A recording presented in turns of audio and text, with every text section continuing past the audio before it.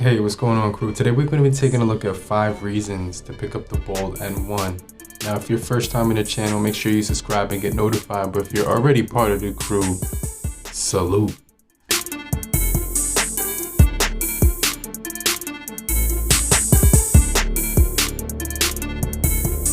So today we're going to be taking a look at the Bold N1, and mainly this device is just a marvel when it comes to hardware. That's one of the things that it did shine in when it came to the overall hardware and basically design and materials. Now, as far as the software on this device, there was a lot of upsets, and a lot of people did let me know that in the comment section down below about this phone. So I'm going to explain why this device is worth it. Now, there are a lot of downsides. Some people reported that the top camera wasn't working. Others reported that the Type-C charging port wasn't working, and a few other things that they did mention. But I'm going to express some of the things that I do like about this device, and the first thing that I want to talk about is the wireless charging. Now, this device is $199, and I haven't seen a device that's gotten wireless charging for $199 in this price point. So that's pretty cool. It does give you wireless charging straight out of the box. You could charge it with the wireless charging feature, and that's probably the biggest thing that I do like about this device. It comes with headphones, which do sound really high quality. It doesn't sound like they're really cheap or anything. So that's kind of cool as well. You get your wall brick for the Type-C as well. And they do include a screen protector, which is on the phone right now. So the phone does come packed with everything that you need to get going. And if you like listening to music, these headphones aren't that bad at all. So the packaging, the price point, and the wireless charging, as well as the hardware, is a really cool feature to have. Something that's cool if you were looking for a brand new phone. Those things are pretty cool. Now, another thing worth mentioning is this device does have an AMOLED display.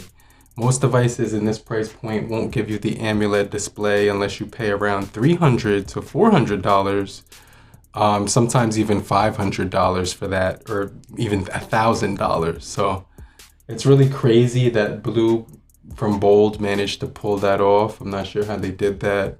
They gave you the Gorilla Glass on the back and front. Well, I have a tempered glass on the front as well, but they give you a really nice protection. It's Gorilla Glass 5.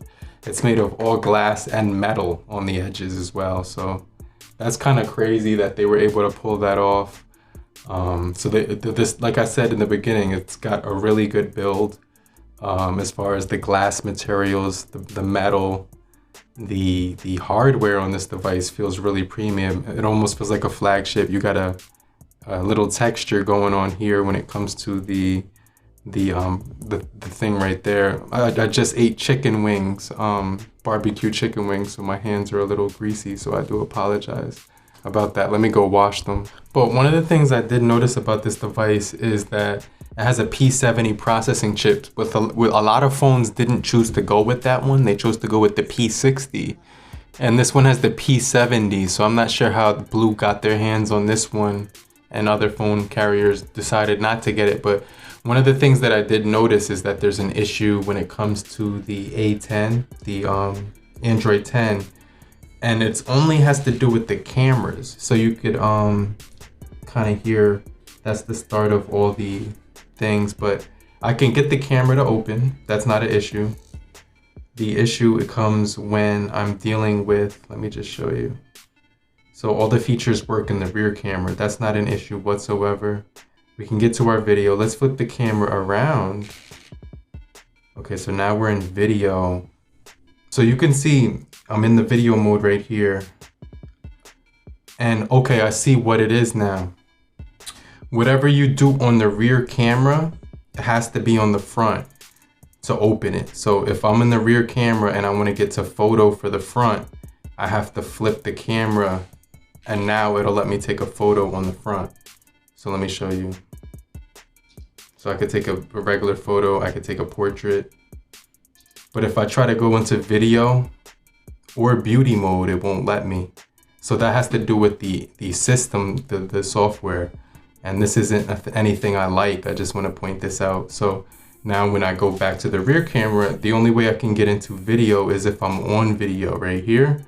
So now I can flip the camera around and then I can hit this button. And now it lets me take a video of the front facing camera. So that's how you do it. And then you press stop. You get your settings here.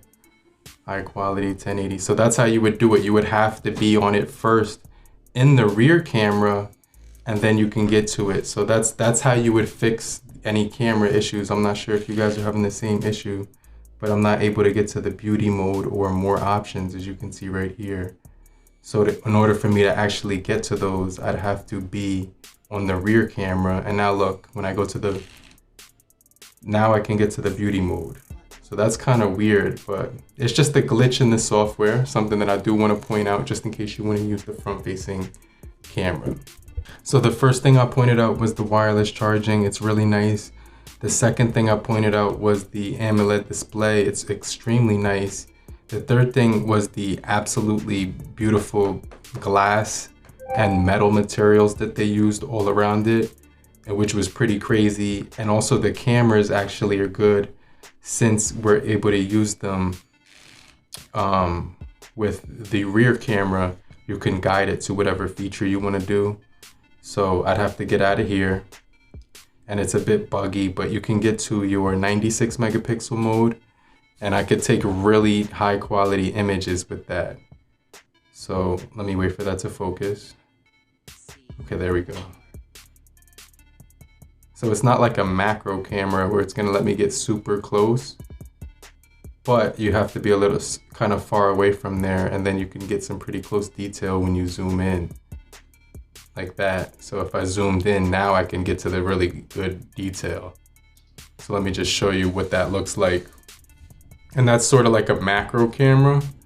So look at the detail on here. You can see that's really close up. That does get you a lot of detail on there. And then you also have your pro mode, night mode, which is something that's gonna be pretty cool. Now, another reason I like this device is because it does have the pedometer. Well, it does have a pedometer, a gyroscope, a gravity sensor, a compass, accelerometer as well. You can also game on high graphics as well as HD. So that's another thing that I really do like. Now this device does have the Helio P70. A lot of devices that are coming out now have the P60.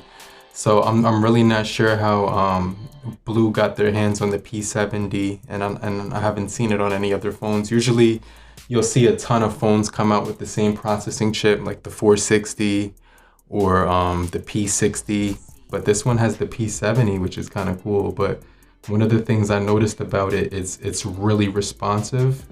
And it's super snappy. It's almost like made for gaming. So let me just show you guys what I'm talking about.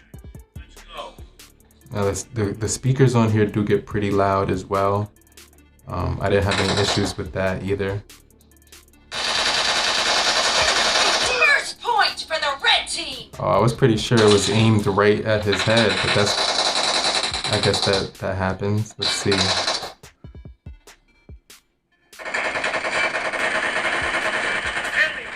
Got him.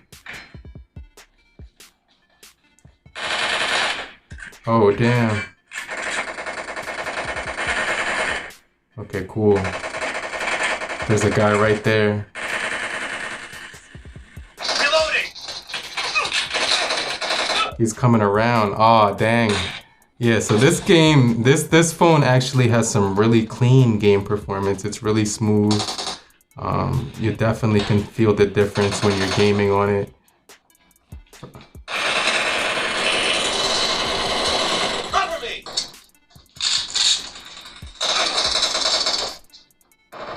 Expired. Oh, I got him. That was crazy. But you know, it does have a really good experience when you're watching media, things like that. If you're doing some shopping. You can see right here, but the colors on here are actually really nice as well. And if you go on YouTube or something like that, you will be able to see that when it comes to the screen display, it's gonna be the whole screen. So like all you have to do is expand it right there. Again, right? Last video I made on Casanova 2 times. And the speakers do get pretty loud right here. If I was to cover it up, you could still hear it right there. But you can see right here, I don't really have too many complaints about this thing, especially since I'm able to get to my night mode, my front facing camera for photos. Right here, you could do the portrait as well. You could do the bokeh. You could do, and then if I wanted to get back to the video on the portrait, I have to go to the main camera, and then I could flip it for video on the front facing camera. So just remember, there's just one extra step, because there needs to be one more update. If BLU could throw out another update to fix that extra step, that would be dope. But those are my 5 reasons, guys. Let me know what you guys think down below, and I'll check you guys later. I'll get right back with you, crew. Later.